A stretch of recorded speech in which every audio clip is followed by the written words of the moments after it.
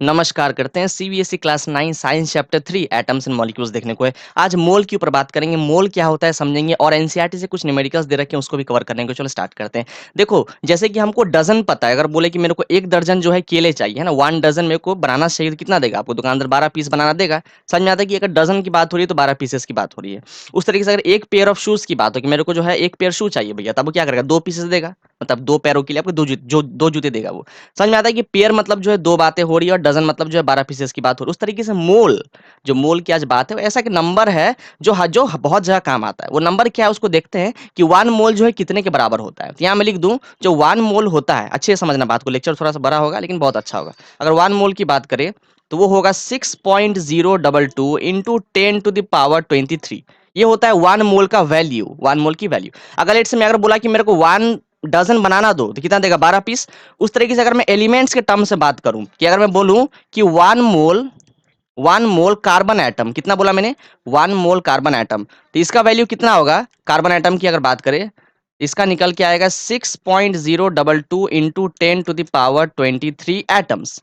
समझ में आ रहा है बात? अगर मेरे पास 1 मोल कार्बन हो, है ना, 1 मोल अगर कार्बन हो, देखो कार्बन की बात करें, कार्बन एलिमेंट की, उसमें बहुत सारे कार्बन होंगे, तो 1 मोल कार्बन में कितने एटम्स होंगे? तो इतने एटम्स होंगे 6.022 इंटू 10⁻23, बिल्कुल इतने नंबर ऑफ एटम्स होंगे। और देख लेते हैं, अगर मैं बोलूंगा कि मेरे को 1 मोल मेरे को ऑक्सीजन मॉलिक्यूल, यहाँ पे देखो ऑक्सीजन मॉलिक्यूल की बात कर रहे हैं, क्योंकि आपको पता है कि ऑक्सीजन हमेशा डाइएटमिक फॉर्म में एग्जिस्ट करता है नेचर में, O2।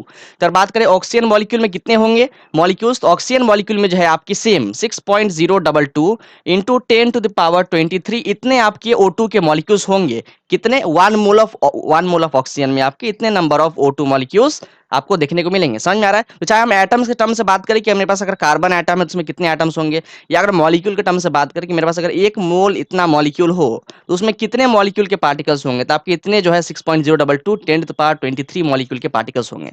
समझ में आ रहा है बात? उस तरीके से अगर देखो मैं अगर बोलूंगा कि 1 मोल हाइड्रोजन गैस, क्या लिखा मैंने? 1 मोल हाइड्रोजन गैस। तो देखो आपको चूंकि पता है कि मैं हाइड्रोजन गैस की बात कर रहा हूं, वैसे हाइड्रोजन की सिंबल होती है H, लेकिन यहाँ पे हाइड्रोजन गैस की बात कर रहे हैं तो यहाँ पे मेरे को H2 बताना पड़ेगा, क्योंकि अगर हाइड्रोजन की देखे तो नेचर में भैया वो डाइएटमिक फॉर्म में एग्जिस्ट करता है, मोनोएटमिक में नहीं करता है ना। तो इसलिए मैंने यहाँ पे जब गैस की बात करी तो H2 लिया। तो 1 मोल हाइड्रोजन गैस में कितने होंगे मॉलिक्यूल्स? सेम 6.022 इंटू 10⁻23 इतने मॉलिक्यूल्स ऑफ H2 होंगे किसमें? 1 मोल हाइड्रोजन गैस में। समझ में आ रहा है बात? तो ये बस सिंपल सा एक नंबर है, ठीक है। अब देखो इस मोल को थोड़ा हम मॉलिक्यूलर मास से भी रिलेट करते हैं। बेसिकली दो चीज आपको समझने को होती है कि मोल क्या है ये समझ लिया, और एक रिलेशन देखना पड़ता है इसमें मोल और मॉलिक्यूलर मास में। मॉलिक्यूलर मास को कई बार जो हम लोग मोलर मास भी कह देते हैं, ठीक है ना। देखो मॉलिक्यूलर मास क्या है यहाँ बता रहा हूं मैं, जैसे मैं रब कर दूं पूरे को, ठीक है। अब देखो यहाँ पे जैसे मैं अगर बोल रहा हूं कि 1 मोल कार्बन, क्या लिखा मैंने? 1 मोल कार्बन, आपको तो पता चल गया अब जो 1 मोल जो है कितने के बराबर होता है, वो जो नंबर मैंने दे रखा है।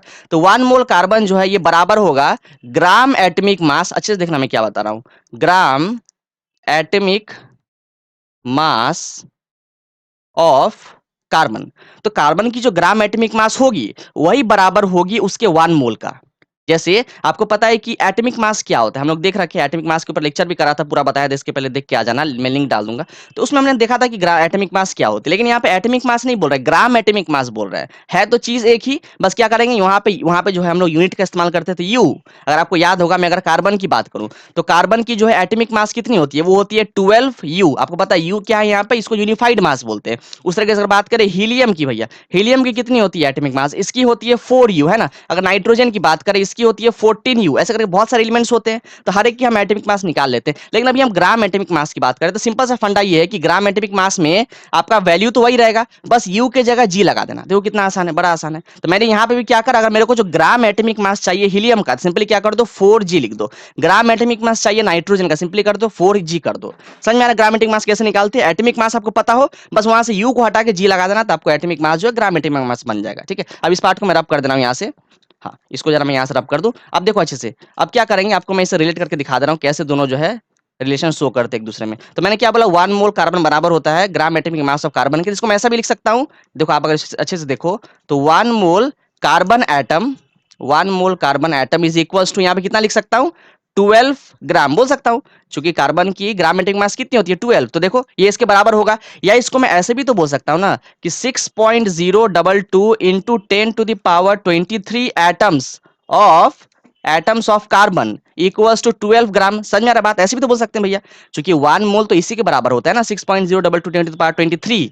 मतलब कार्बन एटम्स में अगर एक मोल कार्बन हो, मेरे पास एक मोल कार्बन एटम हो, तो उसमें कितने कार्बन के एटम्स होंगे? जितने एटम्स होंगे कार्बन के, तो मैं बोल सकता हूं कि मेरे पास अगर 12 ग्राम, अच्छे सुनो मेरी बात, अगर 12 ग्राम कार्बन हो तो 12 ग्राम कार्बन में कितने एटम्स होंगे? तो उसको ऐसे ही बोल सकते हो कि 12 ग्राम कार्बन में हमारे पास इतने नंबर ऑफ एटम्स होंगे। समझ में आ रहा है बात? तो बहुत आसान है। इस तरीके से हमने क्या किया, रिलेशन पता किया ग्राम एटॉमिक मास का और उसके मोल का। एक और देख लेते हैं, एक और देख लेते हैं यहाँ पे, अगर मैं इस पूरे को रब कर दूं। हाँ, जैसे अगर बात करें, इस बार मैं काम करता हूँ नाइट्रोजन की बात करता हूँ, तो अगर मैं बात करूं 1 मोल नाइट्रोजन गैस, अच्छे से देखो मैं क्या कर रहा हूं, नाइट्रोजन गैस की बात कर रहा हूं, तो ये किसके बराबर होगा? Gram atomic mass, gram atomic mass of nitrogen gas, ऐसा बोल सकता हूं, gram atomic mass of nitrogen gas. अब देखो नाइट्रोजन एटम की बात नहीं हो रही है, नाइट्रोजन गैस की बात हो रही है। अगर आप देखो कि अगर नाइट्रोजन गैस की बात करें, उसमें आपको सारे जो है डाई एटमिक फॉर्म में नाइट्रोजन देखने को मिलेंगे, मतलब N2 N2 N2 N2 सारे आपको ऐसे देखने को मिलेंगे।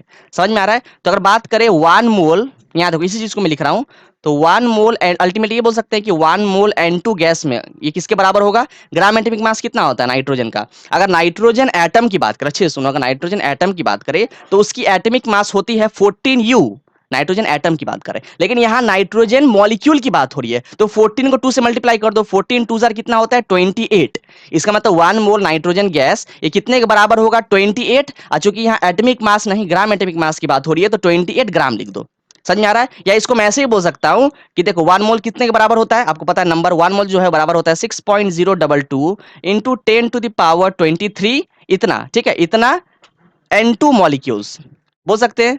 इतना N2 molecules is equals to 28 gram. कहने का मतलब अगर मेरे पास 28 ग्राम नाइट्रोजन गैस हो, 28 ग्राम्स नाइट्रोजन गैस हो, तो उसमें कितने नाइट्रोजन के मॉलिक्यूल्स होंगे? तो जाहिर सी बात उसमें जो है 6.022 into 10 to the power 23 number of nitrogen molecules होंगे। समझ में आ गया? तो बस आपको यही काम आएगा। अभी जो मैं न्यूमेरिकल्स करूंगा ना, तो एक तो आपको ये रिलेशन काम आएगा मॉलिक्यूलर मास की, और यहाँ पे हमने क्या देखा, मोल, मोल क्या होता है उसका रिलेशन समझा। और अब देखेंगे, देखो ये जो मॉलिक्यूल, ये जो ग्राम एटॉमिक मास है ना, आप बोलोगे सर यहाँ तो ग्राम एटॉमिक मास की बात करें, आप मॉलिक्यूलर मास बोल रहे हो। देखो ग्राम एटॉमिक मास और मॉलिक्यूलर मास एक ही चीज है, बिल्कुल सही सुन रहे हो। ग्राम एटॉमिक मास और मॉलिक्यूलर मास दोनों एक ही चीज। अभी अभी आगे बताएंगे मॉलिक्यूलर मास क्या होती है। बेसिकली मॉलिक्यूलर मास जो है, मॉलिक्यूल का मास होता है, कैसे निकालना है उसको देखेंगे आगे चलिए, ठीक है? वही तरीका एक ही होता है। तो यहाँ पे हमने रिलेशन भी इसको देख लिया, ठीक है? अब इसके बेसिस पे आप देखो क्वेश्चंस करेंगे, फट फट फट फट फट बहुत तेजी से बन जाएगा सारा। चलो स्टार्ट करते हैं। तो यहाँ पे देखो, यहाँ पे जो इसका डेफिनेशन लिखा हुआ है कि अगर 1 मोल की बात करें, तो 1 मोल ऑफ एटम, किसी भी एटम की बात करें कि किसी भी एटम के 1 मोल में कितने नंबर ऑफ एटम्स होंगे, तो इतना होगा कि अगर मेरे पास 1 मोल कार्बन हो तो उसमें इतने नंबर ऑफ कार्बन के एटम्स होंगे। अगर मेरे पास जो है 1 मोल लेट से नाइट्रोजन के एटम्स हो तो उसमें इतने नंबर ऑफ नाइट्रोजन के एटम्स होंगे। समझ रहे हो आप? इस तरीके से। या मेरे पास अगर लेट से 1 मोल जो है ऑक्सीजन का मॉलिक्यूल हो तो उसमें इतने नंबर्स ऑफ मॉलिक्यूल्स होंगे, ठीक है? देखो ये जो नंबर है ना 6.022 10 to the power 23, इस नंबर को एवोगैड्रो नंबर भी बोलते हैं। बिल्कुल आपने सुना होगा, आपकी बुक में भी दिया होगा एनसीईआरटी में, एवोगैड्रोस नंबर क्या होता है। बिल्कुल यही जो नंबर है 6.022 इंटू 10 to the power 23, इसको एवोगैड्रोस नंबर बोलते हैं। इसको रिप्रेजेंट करते हैं Na से। बिल्कुल ये सिंबल होता है एवोगैड्रोस नंबर को रिप्रेजेंट करने का। अब लोग सर मोल का सिंबल क्या है, मोल का भी बता दो। तो मोल की अगर सिंबल की बात करें, इसको सिंपली हम N से रिप्रेजेंट करते हैं। किससे रिप्रेजेंट करते हैं? इसको हम लोग स्मॉल n से रिप्रेजेंट करते हैं। तो ये मोल का सिंबल है स्मॉल l, और हमारे एवोगैड्रोस नंबर का सिंबल क्या है? Na, ठीक है? अभी सबका यूज आएगा आगे, एवोगैड्रोस नंबर, ये मोल, इनका रिलेशन जो है आगे काम आने वाला है, ठीक है? चलो स्टार्ट करते हैं। अब एग्जांपल 3.3 देखते, देखो क्या बोल रहा है, calculate the number of moles for the following. तो नंबर ऑफ मोल्स निकालने दे क्या रखा है हमें यहाँ पे, देखो 52 ग्राम्स ऑफ हीलियम। इसका मतलब यहाँ पे आप चेक करो, हमें क्या है, मॉलिक्यूलर मास दे रखा है ना, हमें मॉलिक्यूलर मास यहाँ पे दे रखा है, और मॉलिक्यूलर मास के हेल्प से हमें मोल निकालना है। आपको रिलेशन पता है मॉलिक्यूलर मास का और मोल का, उसके हेल्प से हम निकाल लेंगे। चलो सॉल्व करते हैं इसको। तो यहाँ पे देखो, तो हमको पता है कि अगर हीलियम की बात करें, हीलियम एटम की, मॉलिक्यूल नहीं, हीलियम एटम का मॉलिक्यूलर मास कितना होता है? 4 ग्राम, ठीक है? तो मैं यहाँ पे ऐसा बोल सकता हूँ कि 4 ग्राम ऑफ हीलियम एटम, अच्छे से देखना, 4 ग्राम ऑफ हीलियम एटम ये कितने के बराबर होगा? 1 मोल का। आपको पता है ना कि 1 मोल जो है उसके मॉलिक्यूलर मास के बराबर होता है। तो 4 ग्राम ऑफ हीलियम एटम जो 1 मोल के बराबर है, सो 52 ग्राम कितना दे रखा है? 52 ग्राम ऑफ हीलियम एटम ये कितने मोल के बराबर होगा? यूनिटी मेथड से सॉल्व कर लो इसको आराम से। तो 1 अपॉन आ जाएगा यहाँ पे 4 मल्टीप्लाई यहाँ पे आ जाएगा 52, यहाँ पे सॉल्व कर लो यहाँ पे। तो 4 1 जार 4, यहाँ पे आएगा 4 3 जार 12, आपको कितना मिल जाएगा? 13 मोल आ गया। 13 मोल समझ में आ रहा है? तो 1 मोल जो है 4 ग्राम के बराबर है, 13 मोल जो है 52 ग्राम के बराबर हो जाएगा। अपने यहाँ नंबर ऑफ मोल्स निकाले बड़े आराम से। आगे देखो अब क्या है, हमें निकालना है नंबर ऑफ मोल्स, किसके लिए, 12.044 इंटू 10⁻23। इसको मैं कैंसिल कर दूं, ये क्या लिखा हुआ है, ये 10⁻23 दे रखा है। तो इतने नंबर ऑफ हीलियम एटम्स कितने मोल के बराबर होगा, मतलब यहाँ पे हमको जो है एवोगैड्रोस नंबर को लाना पड़ेगा। आपको याद होगा मैंने बताया था, तो यहाँ पे देखो रिलेशन क्या देखा था हमने, जो एवोगैड्रोस नंबर होता है दैट इज 6.022 इंटू 10⁻23। इतने एटम्स ऑफ, इतने एटम्स ऑफ हीलियम, है ना, इतने एटम्स ऑफ हीलियम जो है कितने मोल के बराबर होगा, 1 मोल, है ना। 1 मोल ऑफ हीलियम में कितने नंबर ऑफ एटम्स होंगे, 1 मोल ऑफ हीलियम एलिमेंट में इतने नंबर ऑफ हीलियम के एटम होंगे। ठीक है, तो हमें निकालना क्या है, दैट इज 12.044, नोट डाउन कर दो, 12.044 इंटू 10⁻23। इतने एटम्स ऑफ हीलियम हो, इतने अगर हीलियम के एटम्स हो तो कितने मोल के बराबर होगा भैया। तो बड़े बड़ा आसानी, यहाँ पे क्या करो, 1 अपॉन ये नंबर दे रखा है 6.022 इंटू 10⁻23 है, और यहाँ पे कितना दे रखा है 12.044 इंटू 10⁻23। इसको सॉल्व करो, इसको सॉल्व करोगे तो आपको क्या यहाँ पे निकल के आ जाएगा, मोल निकल के आ जाएगा। इसको सॉल्व करोगे तो आपको मिल जाएगा 2 मोल। देखो यहाँ पे 6 से यहाँ पे 12 है, तो अल्टीमेटली कैंसिल आउट हो जाएगा, यहाँ से तो आपको 2 मोल मिल जाएगा। ठीक है, कितने आराम से हमने निकाल लिया। तो आपने पहले क्या देखा, जो फर्स्ट क्वेश्चन किया था उसमें हमें मॉलिक्यूलर मास का जरूरत पड़ा था मोल निकालने के लिए, और दूसरे क्वेश्चन में एवोगैड्रो नंबर जो है उसकी जरूरत पड़ी हमें नंबर ऑफ मोल निकालने के लिए। ठीक है, आगे बढ़ते अगला करते हैं। अब इसका एग्जांपल 3.4, इसमें हमें मास पता करना है। आप देखो फर्स्ट क्वेश्चन के अंदर 0.5 mole of nitrogen gas, nitrogen molecule जो है, मतलब नाइट्रोजन गैस में नाइट्रोजन मॉलिक्यूल उसमें होंगे सारे, क्योंकि नाइट्रोजन हमारे डायटमिक फॉर्म में एग्जिस्ट करता है नाइट्रोजन गैस के अंदर। तो हमारे पास N2 N2 N2 N2 N2 सारे ये मॉलिक्यूल्स है। तो 0.5 मोल ऑफ N2 का मास कितना होगा। ठीक है, तो यहाँ पे आप देखो किसका रिलेशन जाएगा, मास का, दैट इज मॉलिक्यूलर मास का, और मोल का, इसका रिलेशन होगा। ठीक है, तो आप देखो यहाँ पे अगर मैं लिख के दिखा दूं, सो अगर मैं बात करूं कितना होता है, अगर 1 मोल की बात करें, 1 mole of nitrogen gas that is N2 gas, तो 1 मोल नाइट्रोजन गैस ये कितने के बराबर होगा, दैट इज 28 ग्राम। बिल्कुल, क्योंकि यहाँ नाइट्रोजन एटम की बात नहीं हो रही, नाइट्रोजन गैस की बात हो रही है। तो N2 नाइट्रोजन का एटॉमिक नंबर होता है 14, इस तरीके से जो है दो है यहाँ पे नाइट्रोजन, 14 2 28, तो कितना हो गया मॉलिक्यूलर मास 28 ग्राम। तो चलो 1 मोल नाइट्रोजन गैस का जो है इतना मास होगा, तो हमें निकालना क्या है, 0.5 मोल का कितना होगा, तो बताओ। तो किसका निकालना है, 0.5 मोल का निकालना है ऑफ नाइट्रोजन गैस। तरीका वही है, पहले आप इसको लिखो 28 को अपॉन यहाँ पे कितना आ जाएगा 1 मल्टीप्लाई, ये हो जाएगा 0.5। जब इसको सॉल्व करोगे तो आपका आ जाएगा 14 ग्राम्स। बिल्कुल, इसका मतलब 0.5 मोल ऑफ नाइट्रोजन गैस हो तो उसका कितना होगा मास भैया, 14 ग्राम होगा। बड़े आराम से निकाल लिया। आगे देखो, अब हमें निकालना है मास 0.5 मोल ऑफ नाइट्रोजन एटम। इसके पहले नाइट्रोजन गैस था तो उसका मॉलिक्यूल कंसीडर करे थे, अब हमारे पास नाइट्रोजन का एटम है। ठीक है, तो देखो यहाँ पे क्या कर रहे हैं, इसको मैं रब कर दूं तो मैं इसको ऐसा लिख सकता हूं कि 1 मोल ऑफ नाइट्रोजन एटम ये कितने के बराबर होगा, दैट इज 14 ग्राम के। बिल्कुल, चूंकि यहाँ पर नाइट्रोजन एटम की बात करी है, तो 1 मोल जो है नाइट्रोजन एटम का वो बराबर होगा नाइट्रोजन एटम के मॉलिक्यूलर मास का। तो यहाँ पे कितना निकला मॉलिक्यूलर मास उसका, 14 ग्राम। ठीक है, अब देखो यहाँ पे, तो 1 मोल का इतना मास है तो कितने का निकालना है, 0.5 मोल का भैया। तो 0.5 मोल ऑफ नाइट्रोजन एटम्स, इसका कितना होगा बताओ, इसका मास कितना होगा। तो तरीका वही है, यूनिटरी मेथड से सॉल्व करना है इसको। तो 14 अपॉन यहाँ पे आ जाएगा 1 मल्टीप्लाई, ये कितना है 0.5। इसको जब सॉल्व करोगे तो आपको आंसर मिल जाएगा 7, दैट इज 7 ग्राम्स। ठीक है, बड़ा आसान था। तो 0.5 मोल ऑफ नाइट्रोजन एटम का मास कितना होगा, 7 ग्राम होगा। आसान है ना बड़ा। इसको देखो, अब इसका जो है क्वेश्चन नंबर 3 करते हैं।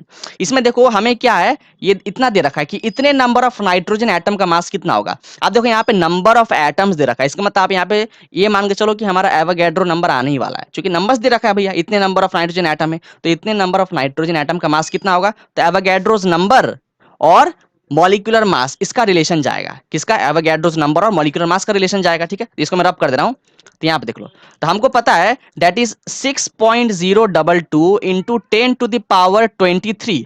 इतने एटम्स ऑफ नाइट्रोजन की बात हो रही है ना, हाँ, इतने एटम ऑफ नाइट्रोजन ये किसके बराबर होगा, कितने के बराबर होगा, दैट इज 14 ग्राम। बिल्कुल, हमें पता है ना कि 1 मोल नाइट्रोजन एटम का वो बराबर होगा उसके मॉलिक्यूलर मास का, जो कि 14 ग्राम है। समझ में आ रहा है। तो हमें कितने का निकालना है, हमें निकालना है 3.011, ये 10⁻23 है। ठीक है, इसको भी आप सही कर लेना, 10⁻23 है ये। तो मैं यहाँ पे नोट डाउन कर दूं, 3.011 इंटू 10⁻23। इतने एटम्स ऑफ नाइट्रोजन का मास कितना होगा। तरीका वही है, 14 लिखना, उसके बाद यहाँ जो नंबर दे रखी है पूरा पूरा इसको लिखना, 6.022 इंटू 10⁻23 है ना, मल्टीप्लाई फिर ये वाले को लिखना, पूरा इस वाले को यहाँ पे लिख दो 3.011 इंटू 10⁻23। इसको सॉल्व करो। इसको सॉल्व करने पे आपको जो आंसर निकल के आएगा वो आपकी 7 ग्राम है ना। इसको पूरा सॉल्व कर लोगे तो आपका 7 ग्राम निकल के आ जाएगा आंसर। और हमें क्या मास निकालना था, तो यहाँ पे जो मास तो निकल गया कि अगर इतने एटम्स हो नाइट्रोजन के है ना, तो उसका मास जो है 7 ग्राम होगा। आगे बढ़ते हैं, अब हमें किसका निकालना है, इसकी। दैट इज यहाँ पे वही चीज है भैया, यहाँ पे 6.022 10⁻23, ये क्या है 10⁻23। इतने नंबर ऑफ नाइट्रोजन मॉलिक्यूल का मास कितना होगा। अरे ये तो आपको डायरेक्ट आ जाएगा, आपको पता है ना, नाइट्रोजन मॉलिक्यूल की बात हो रही है, तो नाइट्रोजन मॉलिक्यूल में उसका मास कितना होता है भैया, 1 मोल ऑफ नाइट्रोजन मॉलिक्यूल ये वो बराबर होता है उसके मॉलिक्यूलर मास का।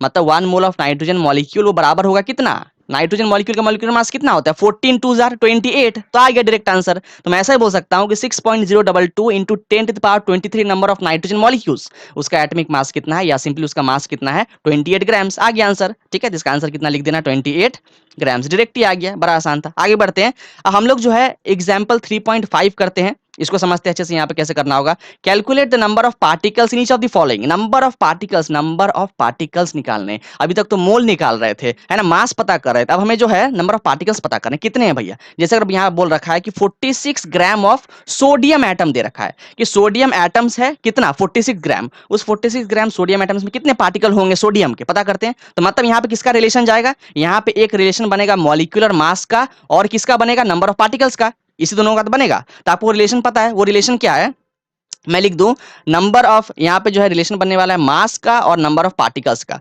तो आपको पता है यहाँ पे बात हो रही है सोडियम एटम की, तो सोडियम एटम का कितना होता है मॉलिक्यूलर मास 14, तो मैं लिख सकता हूं कि 14 ग्राम ऑफ सोडियम एटम, ये कितने के बराबर होगा, उसके 1 मोल का, 1 मोल कितना होता है एवोगैड्रो नंबर के बराबर। एवोगैड्रो नंबर कितना होता है 6.022 इंटू 10⁻23, समझ रहे हो।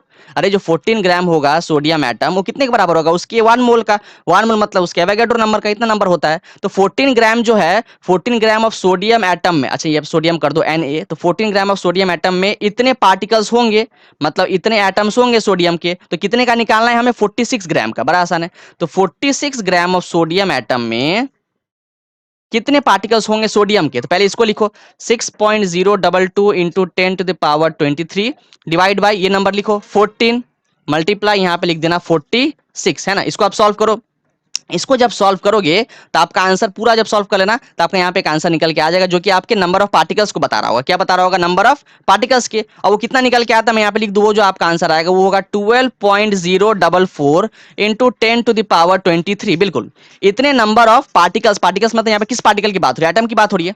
यहाँ पे सोडियम एटम की बात करें ना, तो उसमें जो है जो पार्टिकल की बात करें अल्टीमेटली वो सोडियम के एटम्स है सारे। तो मैं बोल सकता हूँ इतने नंबर ऑफ एटम्स है सोडियम के, समझ में आ रहा है कितना, 46 ग्राम ऑफ सोडियम में इतने नंबर ऑफ सोडियम के एटम्स है, कितना नंबर है 12.044 10⁻23। आसान था बड़ा। आगे देखते हैं, इसके बाद क्वेश्चन नंबर 2 में 8 ग्राम ऑफ ऑक्सीजन मॉलिक्यूल की, हमारे पास 8 ग्राम ऑक्सीजन मॉलिक्यूल में कितने ऑक्सीजन के मॉलिक्यूल से, कितने पार्टिकल्स है ऑक्सीजन मॉलिक्यूल से, ये पता करने। तो यहाँ पर रिलेशन बनेगा किसका, एक तो मास का बनेगा भैया, और उसके नंबर ऑफ पार्टिकल्स मतलब एवोगैड्रोस नंबर के बनेंगे। ठीक है, इसको मैं रब कर दूं तो आप देखो यहाँ पर ऑक्सीजन मॉलिक्यूल की बात हो रही है, तो आप बताओ ऑक्सीजन मॉलिक्यूल का मॉलिक्यूलर मास कितना होता है। बिल्कुल उसकी मॉलिक्यूलर मास होती है 16 2 जार, ऑक्सीजन एटम की होती है 16 ग्राम। यहाँ पर ऑक्सीजन मॉलिक्यूल की बात करें O2, तो 16 2 जार कितना होता है 32। समझ में आ रहा है बात। तो मैं बोल सकता हूं कि 32 ग्राम्स ऑफ O2 मॉलिक्यूल, ये सही लिख रहा हूं मैं बिल्कुल, 32 ग्राम्स ऑफ O2 मॉलिक्यूल, इसमें O2 के मॉलिक्यूल्स कितने होंगे, तो वो कितने होंगे एवोगैड्रो नंबर के बराबर, या बोल सकते हो 1 मोल के बराबर, जो कि कितना होता है 6.022 इंटू 10⁻23। समझ रहे हो कि 32 ग्राम ऑफ O2 मॉलिक्यूल में इतने वो ऑक्सीजन के मॉलिक्यूल्स होंगे।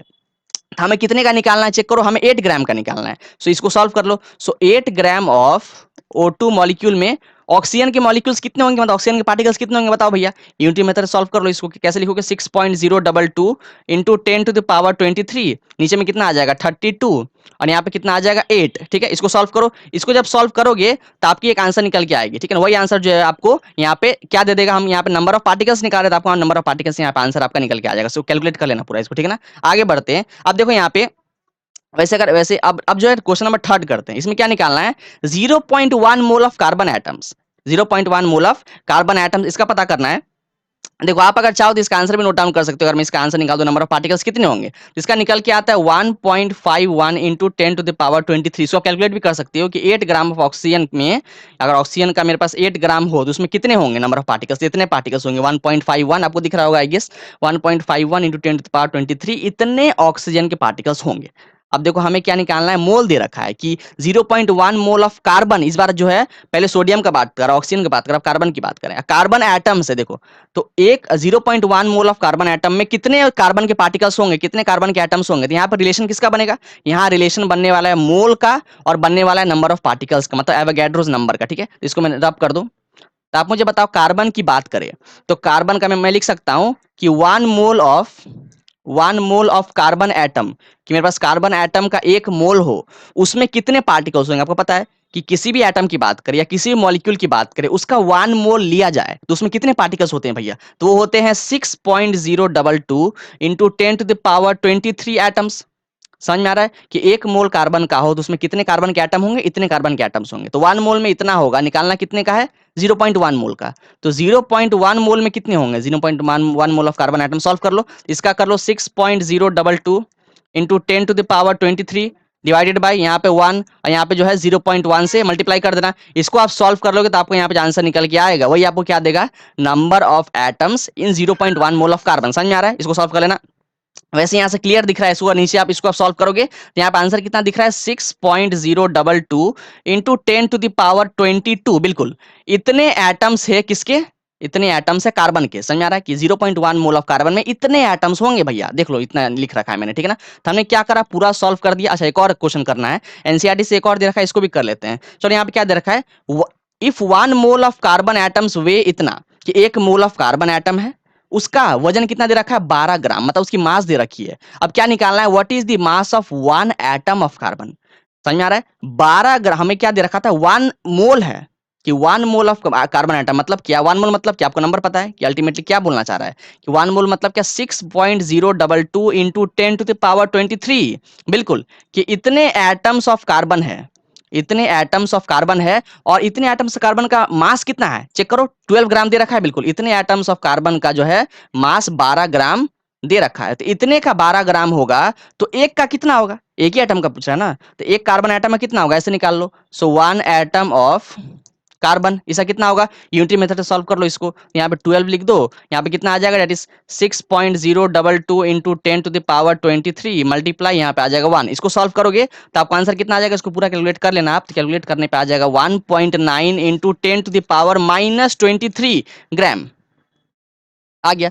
तो आपको जो है ऐसे करके यहाँ पे, अच्छा मुझे एक बार चेक करना तो क्या निकालना था हमें यहाँ पे, व्हाट इज द मास, अच्छा मास निकालना था ना। हमने क्या किया, इतने के लिए इतना, इतने के लिए, हाँ इसका आप पता करोगे तो 1.9 इंटू 10⁻23 ग्राम्स इसका जो है मास आ जाएगा। बिल्कुल यही आता है, आप चेक करके देख लेना, बिल्कुल आ गया। देखा कितना आसान हमने कर लिया। मैंने आपको स्टार्टिंग में बताया था कि एक तो हमने मोल समझ लिया और रिलेशन देख लिया मोल और मोलर मास का, जिसको मॉलिक्यूलर मास भी बोलते हैं या मॉलिक्यूलर मास को ग्राम एटॉमिक मास भी बोलते हैं। लेक्चर को यहीं पेंट करते हैं, आई होप आपको पसंद आया होगा। मैंने पूरी कोशिश की मोल के ऊपर जितनी बात करना था सब कुछ कर लिया, ज़्यादा कुछ और देखने को था नहीं। पसंद आया तो लेक्चर दबा के शेयर करो। हमारे साथ बने रहने के लिए आप सभी का प्रेम पूर्वक बहुत बहुत धन्यवाद।